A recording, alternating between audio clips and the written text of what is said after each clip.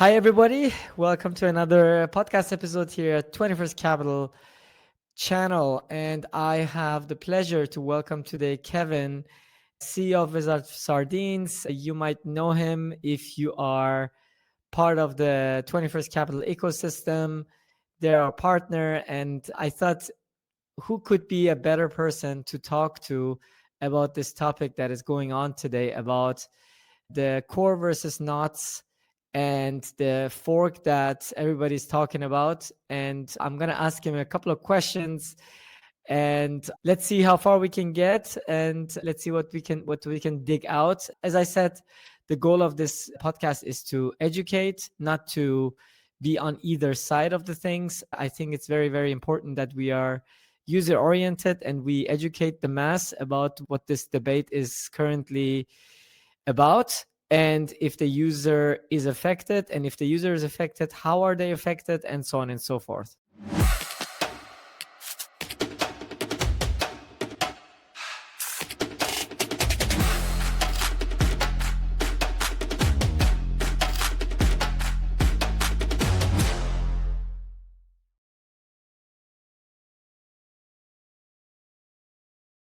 So, Kevin, how are you? Where are you? Hey, thanks for having me. So yeah, right now traveling. I'm in Hong Kong. So yeah, currently in an office. I'm being quiet because there is a recording happening in the room next to mine as well. But yeah, happy to be joining. Yes, you're most welcome. So let's start by a very simple question, and I'll start with the core versus knots debate. So why don't we start by explaining maybe a few basic stuff, like what is this debate about exactly, and how did it even start, and we take it from there. Wow, that's a lot of question. I don't even think people know for sure what it's about. There are a few different, reasons. People with different their own reasons of or their own understanding of the debate, which is very one-sided as well. It's more like, yeah, there is a lot of things being said on one side, and on the other is just like, things are what they are. So I will explain that. But also the whole idea of this debate evolved over time. So it's been there for like nearly a couple of years already. Like some of the discussions, within the inscriptions, etc., and the ordinals or whatever you want to call them, and now it is evolving, and it has evolved to a point where things got really bad, and now there is discussion of an actual soft fork of the network, which actually makes sense. Not the soft fork itself, but that the discussion goes this way. The reason for that is that until now, this whole, let's call it a debate, but I don't think it's a debate. This whole argument was basically concerning some consensus rules. No, not some consensus, some relay policy rules, meaning just like how your node is accepting and relaying some transactions or not, right? And so changing that on your nodes basically doesn't affect the rest of the network, even at scale of like, 70, 80, 90% of people enforcing the same rules as you will not prevent the transaction from going through. And this is kind of by design as well of Bitcoin, trying to make the network really resilient. Also, the fact that nodes, it's not one person, one node. There was this kind of a mindset, back in the white paper time, when one CPU, one vote, which is not really a thing, and even worse for nodes, because you as a person could be running 10,000 nodes in a server, so you cannot count nodes as a voting power. You cannot count node as representing opinion or money or anything like that. It's just a number that could be representing anything or nothing. It could be just one person running all of the core nodes or all of the nuts nodes. So you can't really use that metric to do anything. And so, of course, that also means that the percentage of nodes that apply a specific relay policy shouldn't be able to prevent Bitcoin from working, as in like you should not be able to block transactions just by being the US government and running a bunch of nodes in a data center, right? That was the Mhm. whole point. And so that's why like for a couple of years, this whole idea of like, oh, you should run nuts instead of core is useless, right? It's not going to prevent anything. That's just, yeah, it was just air. It's useless. That's the whole point of the design of Bitcoin. Now Just it's changing. Yeah. Just real quick, to add some context, I thought it would be a good idea, Kevin, if we just look at this website for the average user to have a basic understanding of what this debate is about. So I'll give a very basic explanation of the discussion, and you just correct me if I'm wrong. Okay. So this is a Bitcoin blockchain, right? So on the left side of this chain, we have these green blocks that are waiting to become confirmed. And on the right side of this chain, we have the permanent blockchain that everybody must agree on and everybody is downloading every time they run Bitcoin. The discussion or the dialogue or the debate that everybody is having right now has not been on this side of the chain, but rather on the left side of the chain, which is not permanent. And what you are saying is that it's actually completely irrelevant how we agree on this side of the chain. It actually matters what the consensus rules are and what actually gets a confirmation on the right side of this chain. Do you think it's accurate to see it that way? Yes and no, because what you're showing, the mempool.space website here, represents one mempool, the one from mempool.space server. So the kind of idea until now really is that the fact is that every computer, every node runs their own mempool, right? So everyone has a little bit of a different variation of what you were showing as the green blocks, right? But everyone has the same other blocks, the old blocks that were mined. So that's really the thing, is that every block that is mined is the same for everyone, but the future view of what these blocks could look like is different between people and between miners, which is actually the important part here. So if the idea is to try to prevent the miners to get some transactions, so they will then not mine them, and so you will not have them in the blocks that get mined.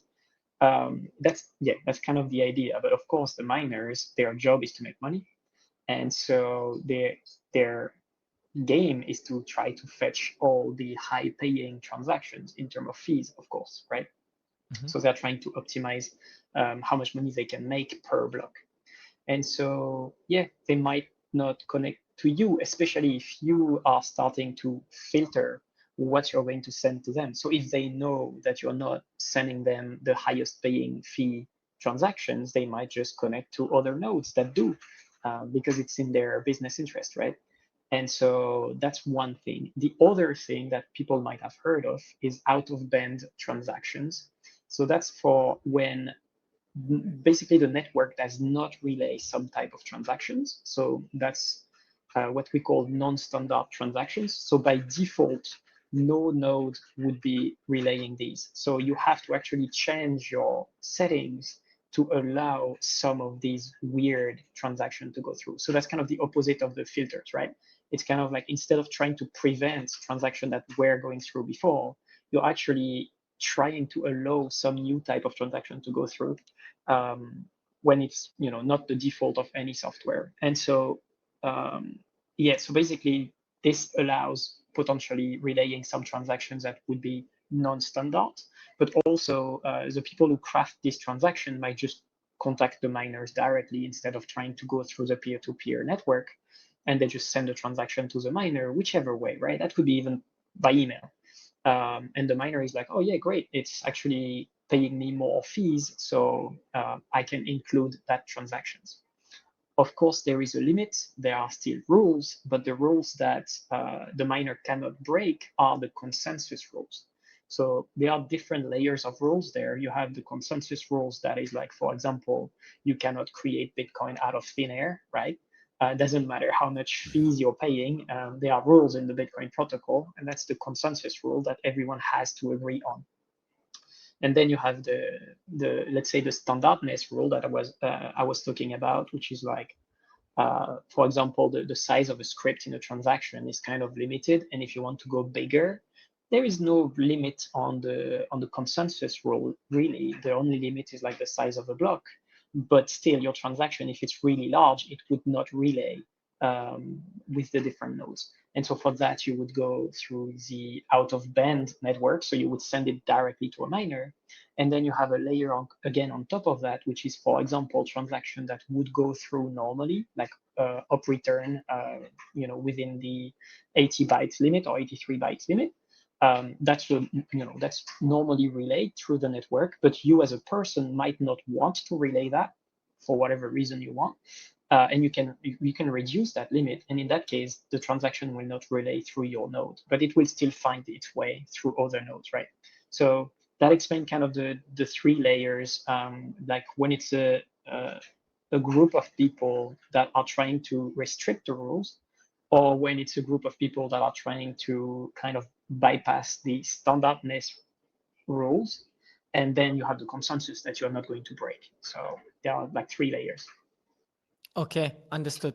So basically, what you're saying is that everything we see on the left side of the mempool, actually, there is no such thing as the mempool, right?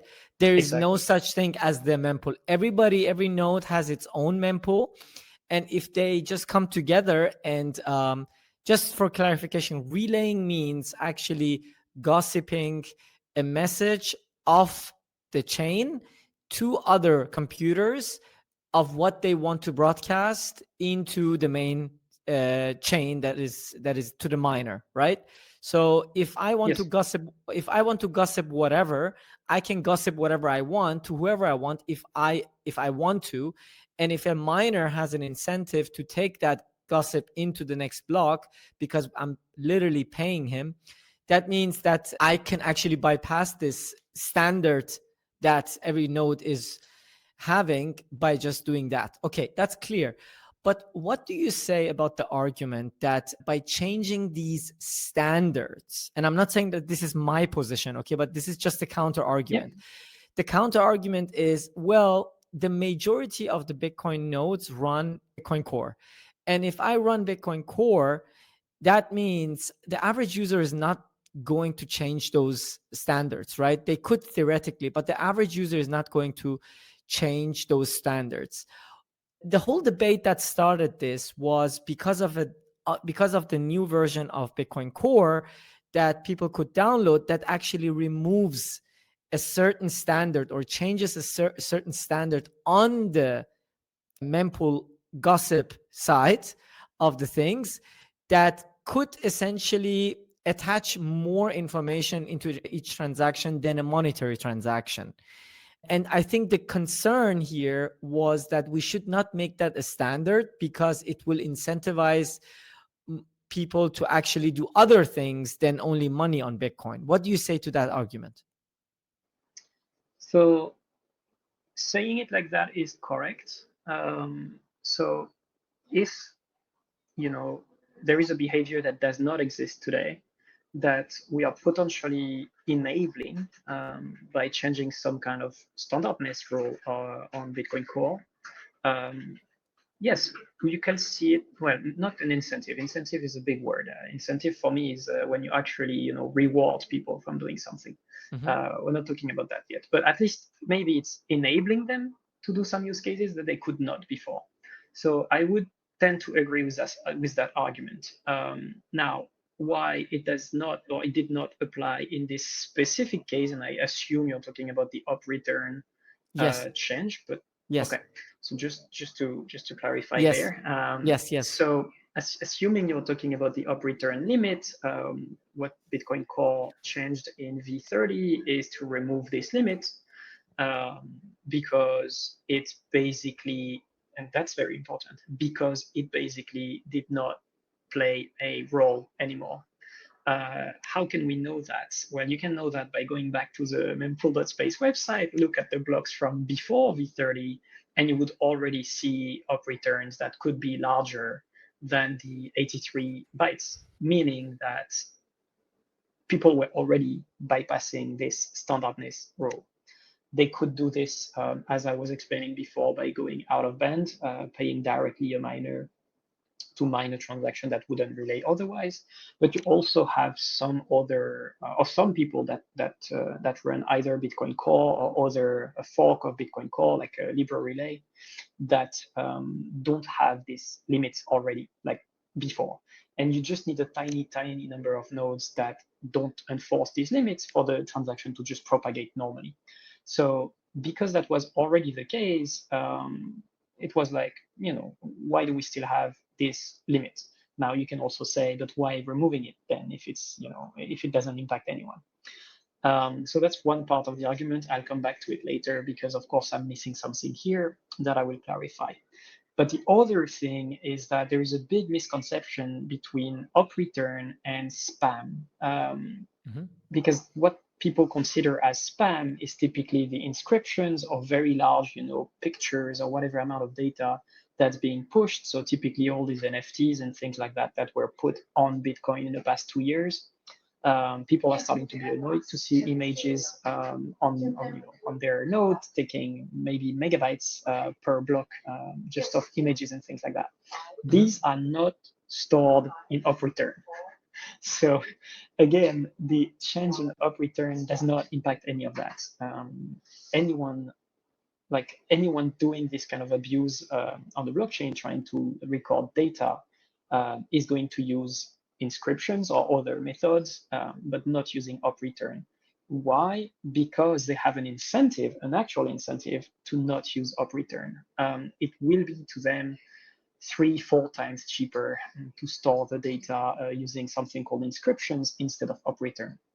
So that's another one argument why removing the limit of op return is not really going to impact anyone, because like money wise, fee wise, people could already store their data 3-4 times cheaper than on an op return. So removing the limit of the op return is not going to make them put their data there. It's still 3 or 4 times like more expensive to put it on op return.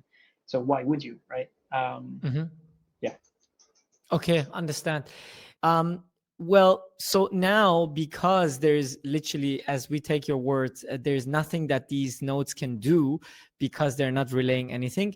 Now, people who are against this spam or this version of Bitcoin Core believe that, or maybe let's actually go one step back, and I would like to understand from your perspective, Kevin, what you think about this. Prior to Taproot, we didn't have inscriptions, right? That means Taproot had some consequence that we didn't see coming. And ever since Taproot, this debate actually escalated to a level that we didn't have before. If we now want to do a change to go back to basically limit transactions to monetary transactions only, how can we achieve that? I mean, do you think that BIP 444 would do that, or would be able to actually get consensus? Because this is what they No. want to do, right? Or why was it created, BIP 444? Yes, very good point. So I think you nail it really here. If what you want is to prevent spam, whatever, a non-monetary transaction on Bitcoin, good luck with that. Anyone technical will tell you this is impossible. You can see non-monetary transaction from basically the very first year of Bitcoin. Maybe not the first year, but like the second year. So there is been images on the blockchain forever. There has been text on the blockchain forever. Luke famously puts a lot of verse of the Bible on the blockchain. So it is very clear that people will always find ways to put data on the Really? blockchain because I you didn't know didn't know. that. Okay, yeah, No, yeah, yeah, I yeah. didn't know. So spam or anything non-monetary has been possible forever and will always be possible because transactions are just data, right? So as simple as that. Now the question is, can we kind of reduce the, not incentives maybe, but can we make it more expensive to them? Maybe. At what cost is also the question, and that's where the gap really will be, and that's where I don't believe anything like a soft fork right now will happen for that, is that if we have to basically hurt ourselves a lot to try to just make it a bit more expensive for anyone spamming the network, is it really worth it? Some people are like, yes, sure. I'm like, no, because we're really nurturing what we can do with Bitcoin. We're probably going to do more centralizing risks, etc. All of these have been pretty documented. And also, we will never stop spam. Okay, this is it will never happen. We cannot stop spam. What we can try to do is, for example, to make it a bit more expensive, to make it more annoying, maybe to do at what cost again. And spam will always be possible because you can always hide data into anything. For example, an address, which is the example I prefer to use, because a Bitcoin address, it's just a bunch of data. It's a bunch of letters Mhm. and numbers, and it doesn't have a meaning because it's a hash of something. So to you as a human being, a Bitcoin address doesn't have a meaning. And so that also means that someone could put some data there, show it to you, and says it's an address. You have no way to know if it's a real address or if it's just some data. You cannot know until somebody tried to But spend what's your from it. take? What's your take on BIP for 444? What's your take on From, that BIP? from what perspective? Like, what do you want me If to say? see, the thing is, I'm trying to understand what they're trying to do. So, I mean, I've watched Mechanics podcast or explanation of what he's thinking that this could achieve. So they're essentially saying it would create a fork, but this fork would be backwards compatible, but not, but it would reject any form of new block that contains anything that is non-monetary. So going No, forward, that cannot be done. Okay, so that cannot be done. Okay, we cannot reject things that are not monetary because we don't know what data is. We can't know, right? There is no way to know what content is being sent. So there is no way to know if something is monetary or not. Therefore, there is no way to reject things that are non-monetary. So that cannot be done. What can be done is to try to, let's say, block or make more annoying the current ways that are used to put, let's say, images on the blockchain. Okay. So they okay. know some ways that are being abused and they want Mhm. to kind of filter those. So what if new fork would do that on a consensus level? I'm just curious about what happens to the users, right? So if I'm on the wrong chain, because I'm not sure if this is really a soft fork, because on a soft fork we always have expanded Bitcoin, but this seems like we want to reduce some functionality on Bitcoin that we already have, and I'm not sure if that would actually be a soft fork or it would actually create a hard fork, because if I am on the wrong chain, I might actually end up in a hard fork situation if the majority is not going to join the new fork. I'm not sure. Can you explain if this proposal, if we change something like that, if we put limits the on the consensus layer with something like BIP 444, would it actually be risky to actually create a second chain that would end up being a hard fork instead of a soft fork?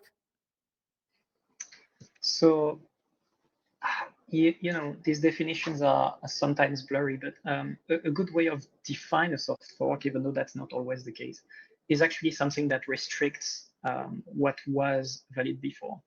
Because if you think of it this way, the nodes that, let's say the node I'm running today, Mhm. uh, will say, I'm just going today to say something dumb here, but just for the user, right? I'm allowing the transaction that are blue, red, or green. Okay, they just say Mhm. blue, red, or green that goes through. The soft fork would be restrictive. So the soft fork, let's say this new BIP or this new fork that restricts things, but are trying to make more restricted. You can't use the up return, let's say, or you cannot use the up if, whatever you want. So let's say the up return is the red and the up if is the green. It will only accept the blue transactions. Okay. Mhm. So Mhm. now, if majority of the network starts mining. There's mining also there. It's not about relaying, right? We're talking about Yes. consensus. So if the majority of the hash rate is actually mining only blocks that contain blue, my node that accept blue, green, and red is fine because blue is fine.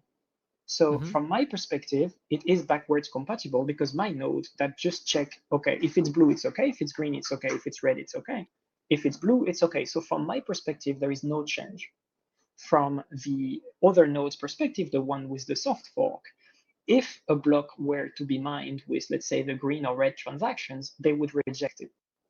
So as long as it's a minority chain that has, the different colors, so a miner having less than the majority of the hash rate, they would just get reorged, right? So it doesn't matter, and it doesn't matter for me. My node that only accept, no, that accept any color because it would get reorged like any normal reorg that happen normally in the network. So a block becoming off and because another chain, a bigger chain has been on top.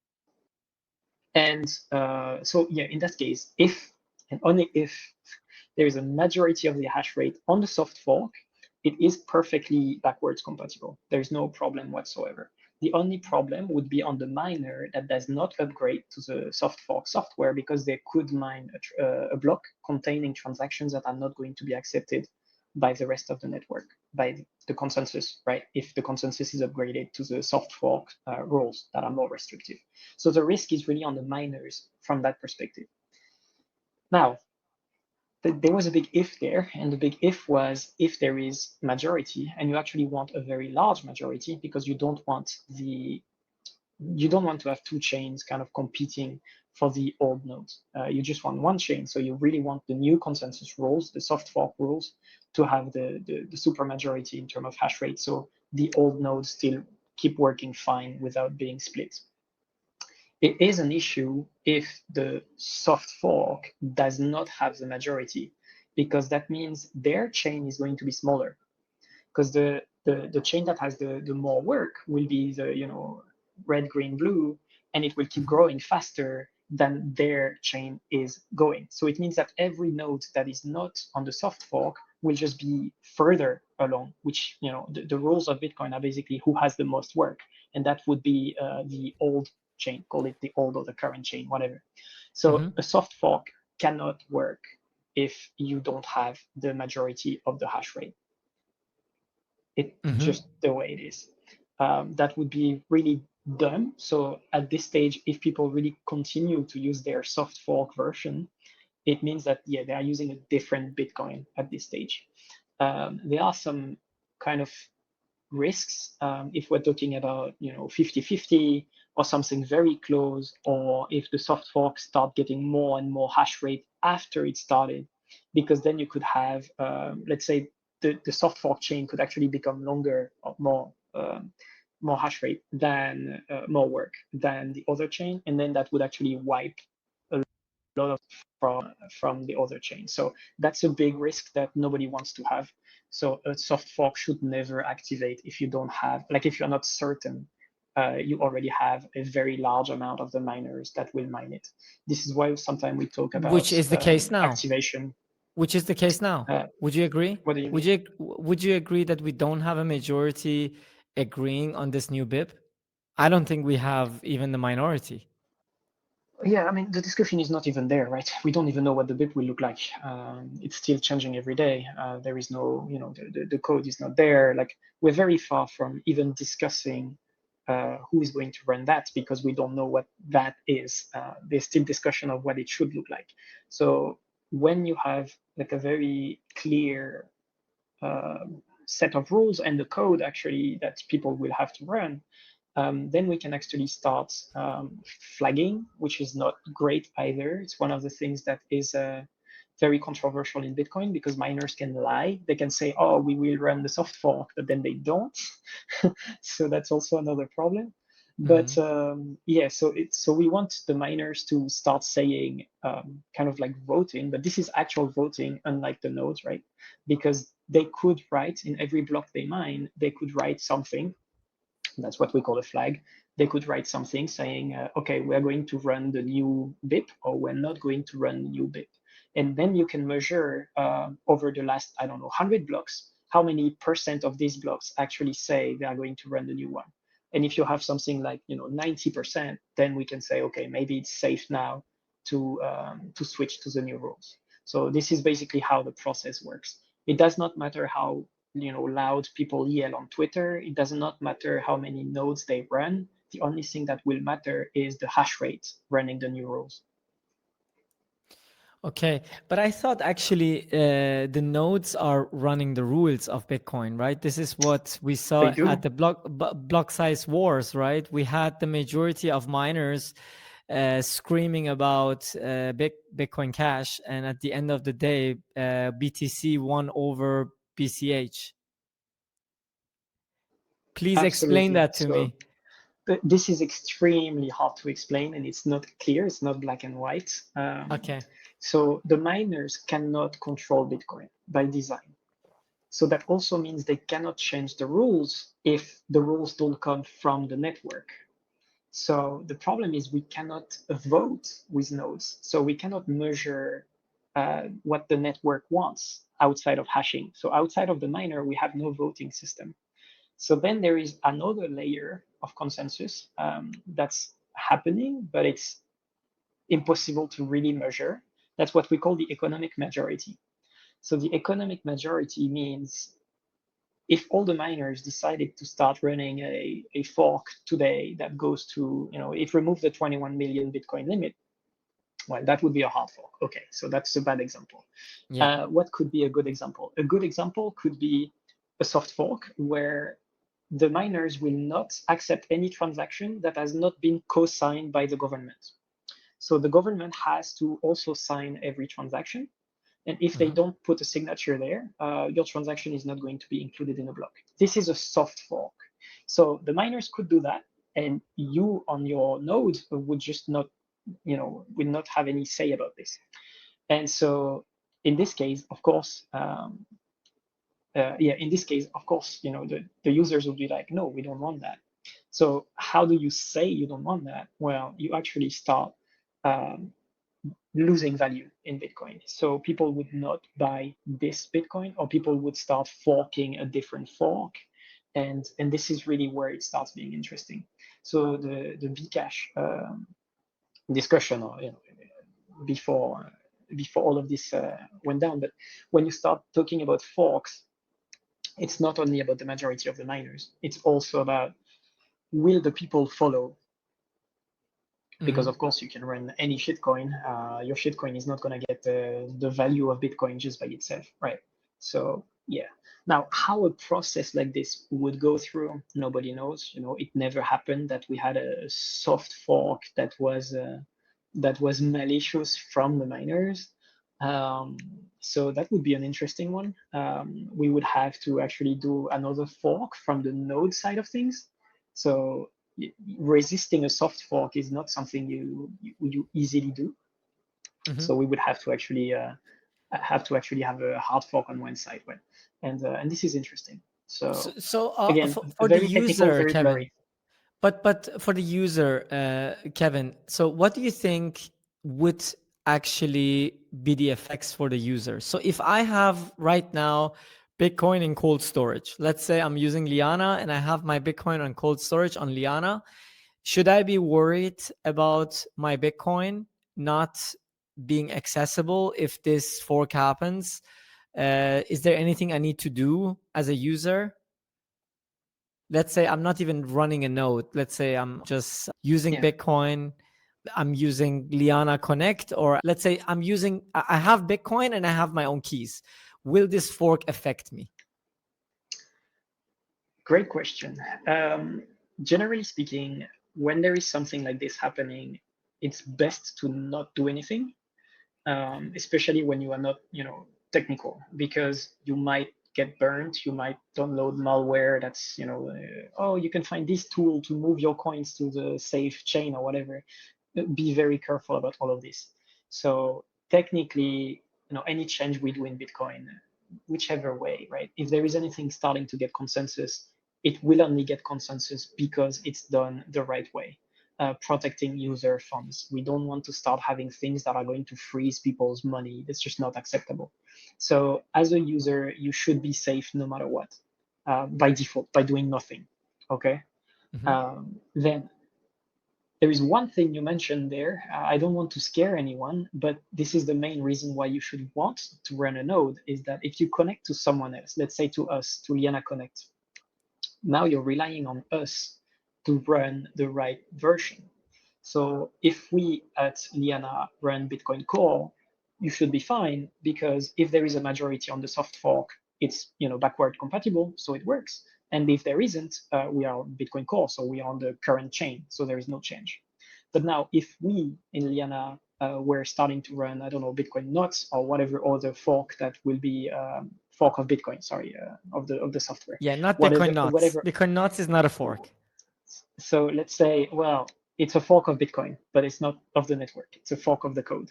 So let's say, a Bitcoin soft fork thing. So we run that software. Now you have a risk because our node would, in that case, as I was explaining in my example before, it would refuse the blocks that contains, let's say, the JPEGs or anything like that, like the red and green color, as I was explaining. It would only accept blocks that are full of blue or full of just transactions, but we don't know that. But anyways, but it would reject anything like operator, and it would reject inscriptions, etc. But if this is not the longest chain, then that means that this information we're sending you is not Bitcoin, because Bitcoin has to be the chain with the most work. Otherwise, you are on a shitcoin. So Mhm. here you have a risk. So when you don't run your own node and there is this kind of shenanigan happening, you might be at risk. So of course, again, it depends on the company. So on us, you are good.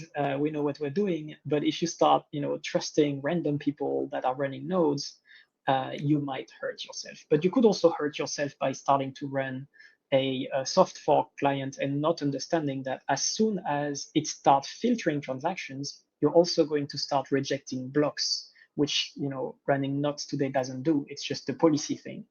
When you start changing the consensus rule on your node, be careful because you might be rejecting what Bitcoin is, and then you're not on Bitcoin anymore.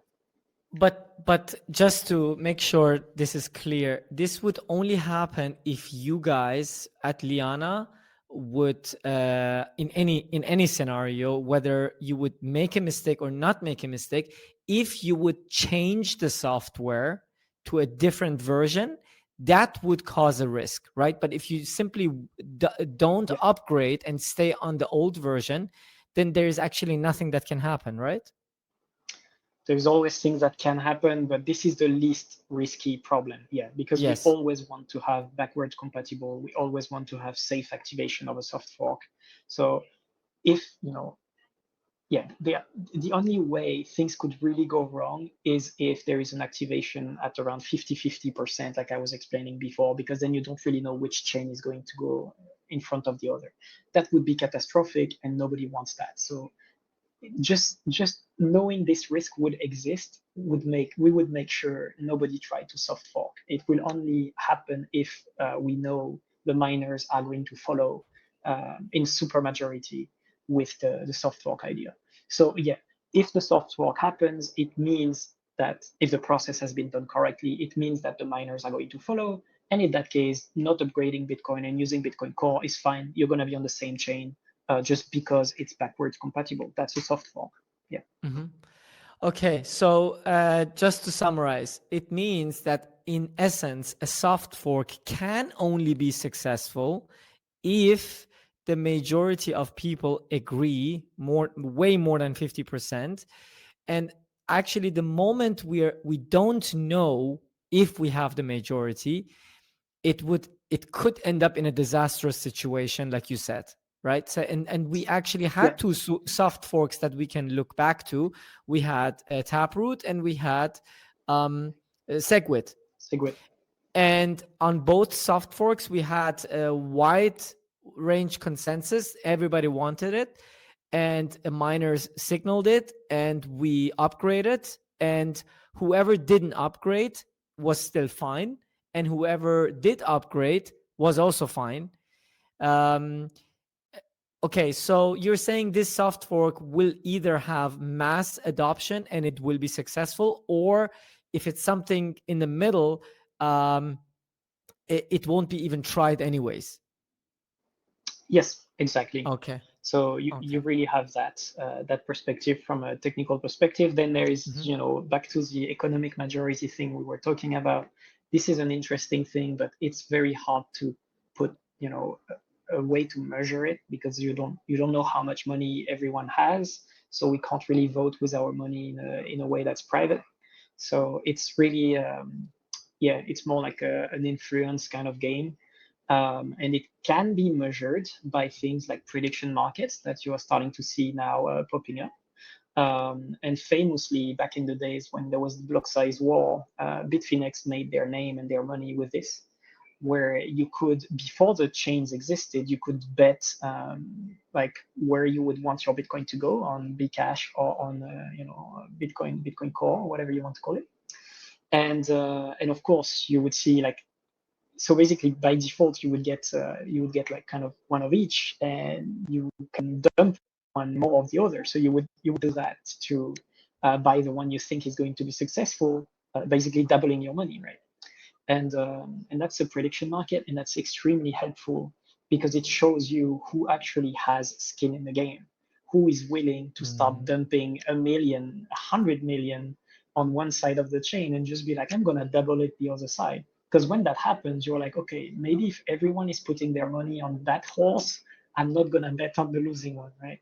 And Mm. so that's actually very helpful, even before we start talking about technical stuff, because you're starting to have an information game there where people are not going to just burn their money. So they are going to try to follow where the majority goes, but with money, not just with tweets and things you cannot measure.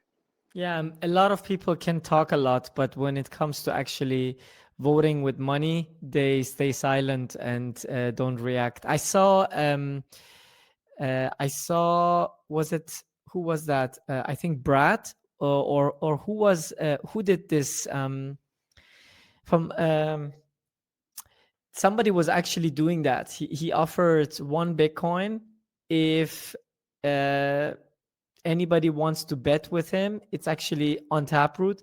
If you want to bet with him that the new BIP would be successful, you could make that bet, and upon activation, the smart contract would basically reward the side that actually succeeded. And Exactly. I don't think anybody has offered him any money yet. Yeah, that's a technical thing as well. But yeah, that's Rob Hamilton, and yeah, Rob, it's a exactly, great way Rob. of doing things. But you could also use centralized exchanges. Of course, it's less good because it's centralized. But like for non-technical people, you could imagine that. And just as an example, again, for people who are new to this, by default, if you do nothing, and there is two chains, right? We're talking about two chains here. So it's not really from the soft fork perspective, more like if really something bad happens, let's say we're 50-50 and there need to be two different chains because we don't want one side to be wiped or something like that. So if there is two different chains now, one that's like Bitcoin Core as is today, and one with the filters, and the two exist, but we don't know which one is going to be better than the other. It's still unclear because of this. Even the miners might be split, etc. If you do nothing, you basically have your current Bitcoin. Let's say you have 1 Bitcoin today. You basically have 1 Bitcoin on each chain because it's just a split. So you didn't double your money because statistically, if it's 50-50, both will be worth half of what they are worth today, and you basically have 1 Bitcoin that's worth half of what it is today on one chain, and one whatever B dash on the other chain that's worth half of what a Bitcoin would be worth today. So by doing nothing, you have the same amount of Bitcoin no matter which one wins in the long term. Mhm. But what you don't know is how much value are you going to lose in the long term, because of course if you start at 50-50 and then one of the chain dies, you kind of lost half of your money even though you have the same number of Bitcoin. The reason for that is because the gamblers, the people who want to bet against which side is going to win, when they have this split happening and they have 1 Bitcoin on each chain, they are going to sell the one they have on the chain they don't like, and with the money they're going to buy more on the chain they think is going to win, right? And so this is how you have these markets happening. And this is super interesting. So you don't have to do anything. You can just do nothing and wait. And that's what most people did with even with the Bcash, right? Yes. But when Bcash happens, at the very beginning, it was extremely interesting because you could sell your Bcash for zero point 0.3 Bitcoin. Okay. So let's say you had one Bitcoin, you would have one Bcash and one Bitcoin. You can sell your Bcash, and now you have 1.3 Bitcoin. That was the trade to make. If you did nothing, you just have one Bitcoin. But 30% of your coins, you could have like 30% more for free, basically, which is what a lot of people did. So So essentially this an is exciting, airdrop, right? essentially an airdrop, right?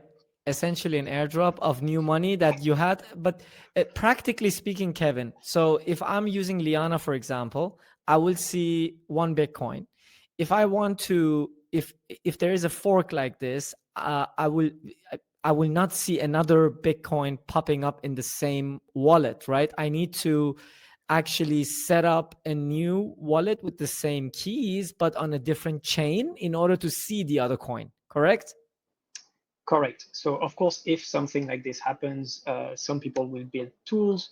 Probably we would. I said on Twitter we will not support shitcoins, but we might have to build a way to sell this chain. For example, we have corporate users, and of course, if you have large users with large amount of money, you don't want them to start downloading random software or doing scripts by hand to try to sell the coins on a minority chain if they really want to sell it, right? So we might have to build the tools for them to automatically dump on one, well, not automatically, but like to quickly dump on one side and buy on the other side. So, but this is probably not going to happen because again, any soft fork should happen only when we're pretty sure of the outcome. So Yeah. there should not be a, a problem there. I also don't think that either side of this debate wants a hard fork. Everything that they talk about is a soft fork. And I mean, latest by the time when we know we don't have any majority support for either side, then we actually know that it's better to either do it or not do it, right? Okay, great. Correct. Perfect. Very good. Yes. And See, one thing I yes? want to add actually, Mm-hmm. so the name soft fork is kind of to try to make it like nicer than a hard fork, because a hard fork, you need to upgrade everyone needs to upgrade their nodes, it's a different chain, blah blah blah. The soft fork is kind of like you don't have to do anything. It if it works, you will be fine no matter what. So soft because it's kind of nice, but it's not. You could have a malicious soft fork like the one I was describing, when for example the governments need to know exactly what transaction does what, and if it's not a KYC transaction, then it would not be mined. That could be done as a soft fork. So we also might, at some point in the future, need to react to a malicious soft fork, and that's something that could happen. So this is why I was mentioning that if at some point any type of fork, like even this one, could be considered malicious. For example, blocking some people's coins, which we're very afraid of. We don't want to lock anyone's coins just because of spam risk or whatever. No, I mean, the priority is that people don't lose their money. So if this kind of things happen and they are really trying to push it and there is no consensus in terms of miners, then we might start thinking about how can we make sure we can actually fork the chain in a way that, that we are safe and there is no risk at some point of wiping anyone's money. So this is in case there is a malicious soft fork at some point, because it's totally possible. Yes, got it. Okay, Kevin, I probably have to bother you in a few months again with this topic, and we will record another episode when things evolve and we see more information on either side of this debate. And we should definitely take it to the next level about this. But I have one more topic for you before I let you go. It's about something that I saw on Twitter, and it is actually relevant. And you will hate me for asking you this stupid question, uh, because it is actually very stupid. But I'm still going to ask you because there are users who see this stuff and they're just worried when they read this stuff. And who is better to explain this than somebody like you who has built something like Liana using the newest technology. So this guy, Willy Wu, he is an ex-analyst. He's no longer an analyst because his models basically broke, and now he's trying to gain attention by writing things like this. So I'll just read, and you just react to it, and we can maybe address some of the stuff he's saying here. So he's saying, Dummy's Guide to Being Quantum Safe. In the past, it was about protecting your private key or your seed phrase. In the age of big and scary quantum computers that are coming, you need to protect your public key also. Basically, a quantum computer can figure out your private key from a public key. The present day taproot addresses, the latest format, are not safe. These are addresses starting with BC1P, and they embed the public key into the address. Not good. Prior formats hide the pub key behind a hash, so a quantum computer can't easily crack it. So I'll give you the stage to react to this. So what do you think about this? And is it true? Is it not true? Are taproot addresses not safe? It's very valid for most of the points, right? The technical points. It is true that every taproot address has a corresponding what we call a key spend, which means that there is a single sig for every taproot address that can theoretically spend from it. Even if you're using a multi-sig, even if you're using time locks, even if you're using anything. It doesn't mean there is a private key that exists or that is known, but a quantum computer could theoretically find this private key and spend your coins. This is true. Now, what's also true is that SegWit addresses, or like the other type of addresses, are basically a hash of your public key and script. So you are kind of protected by another layer there. By just looking at the address of a SegWit transaction, you wouldn't be able to find the public key, and so you wouldn't be able to break the private key. Now, that does not mean, and that's the important part, it does not mean that using SegWit, you would be quantum resistant. You would not. So if quantum computers exist today, pretty much everything is broken, not just Bitcoin. Like everything is broken. The internet is broken. The HTTPS is broken. You know, your bank is broken. So it's bad. So if strong quantum computers would exist today and be capable of breaking cryptography, Bitcoin is just one of the many things that would be in trouble. So using SegWit might be, you know, if really we start seeing quantum computers capable of breaking keys appearing, yeah, sure, send your coins to a SegWit address instead. Why not? But that's not going to help you much, because when you spend, you actually reveal the public key before it gets in the block. It doesn't get in the block right away. It doesn't get spent right away. It still goes to the mempool. It will wait, 10 minutes, maybe more, depending on the fees, and then hopefully it will be in a block and you will have spent the money. The problem here is that the quantum computer, if it's fast enough, it doesn't need 10 minutes once you reveal your public key by spending a SegWit transaction. So you have the same problem as with Taproot. As soon as you try spending from SegWit, you have the same thing. You reveal the same information as Taproot, so same problem. You So would the still be a public race key, against the clock. so the public key actually is revealed always when you spend your Bitcoin on chain. So Yes, the attacker theoretically could break into your Bitcoin anyways. And if it's fast enough, faster than a block is being mined, he could immediately take your Bitcoin. correct. So that's one thing. Another thing is that if you have the kind of money to build such a quantum computer, you probably have the kind of money to be able to rewrite a few blocks. So you might not be limited by the 10 minutes window either. You might just be taking the last block and you have all the public keys in there, break them all and rewrite the last block, and you take all the money, right? So it's catastrophic bad if there is a quantum computer capable of breaking keys right now. Taproot, not Taproot, does not really matter. But it is true that you have one layer extra protection by having this hash on SegWit. But it's really, it's like if we reach that point where you're trying Mhm. to get SegWit to protect you, it's too late already. So it's not going to help you out. Yeah. Yes, understood. Um, Help me understand this one thing that I always had in my head, and I'm now a little bit confused about.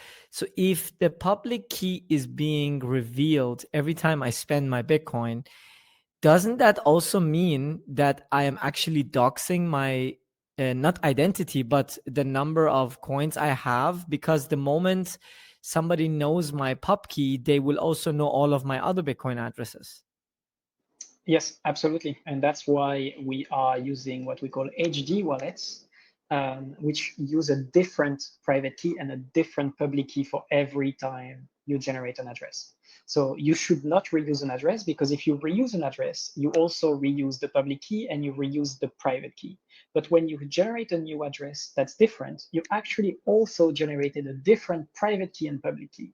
You as a user don't notice, because what you wrote down on paper is a mnemonic, what we call like a master private key or an extended private key, which is not used on chain, but that's really what it does. So you have one secret, and from there you derive new private keys every time. And from that, you also derive public keys every time. So the xpub and the xprev are this. It's like you have one secret, but that's not what you use actually to sign. What you use is every time you derive it, you derive a different private key and a different public key.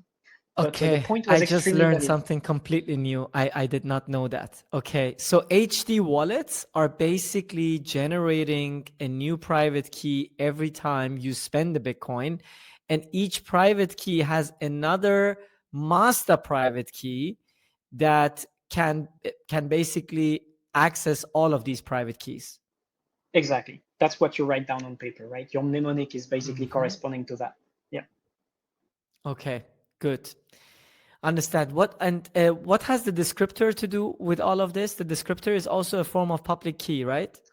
So the descriptor contains a bunch of xpubs, which are like the equivalent to the extended private key. So the Or descriptor public key? just yeah. So the descriptor is basically containing this xpubs for each participant, which means that every time you generate an address, it will generate a different public key for each of these xpubs. So you don't use the xpubs really in the addresses. You also derive each of them for the let's say if it's the 100th time you did an address, it's going to be the 100th derivation in this xpub. And so you do that for every address, for every xpub in your descriptor, and that gives you the address. So yeah, in the descriptor as well, you also use xpubs, at least in what we do. So yeah, to make sure you generate different addresses every time. And you should S- never reuse an address if you can.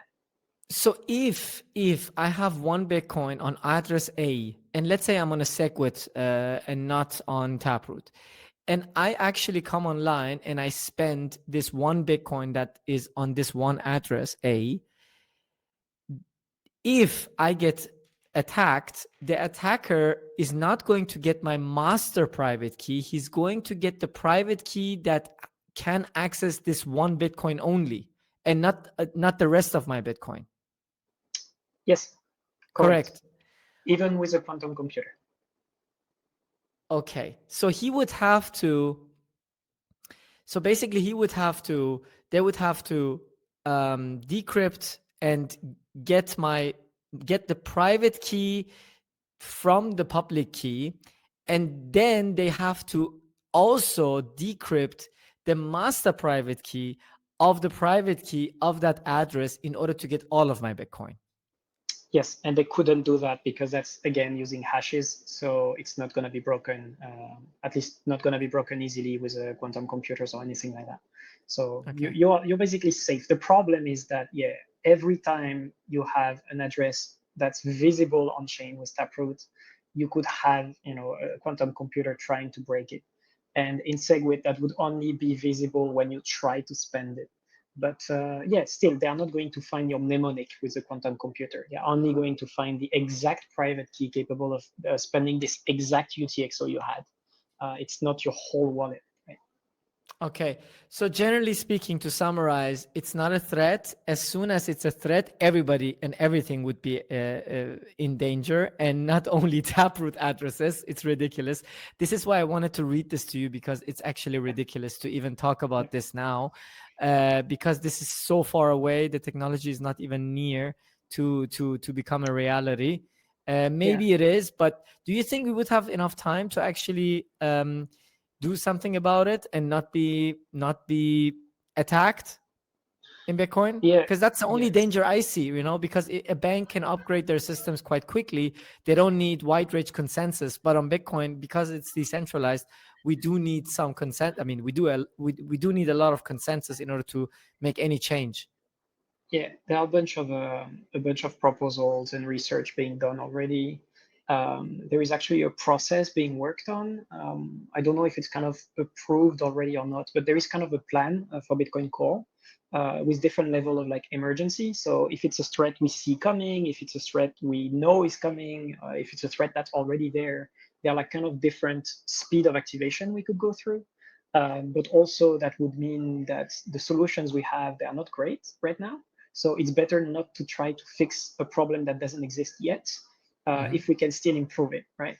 And this is kind of the issue right now, is that all of the quantum resistant signatures or algorithm we have are pretty bad. They are expensive, they are heavy, they are not great for Bitcoin, but we have them. So we could upgrade Bitcoin to fix the quantum risk already.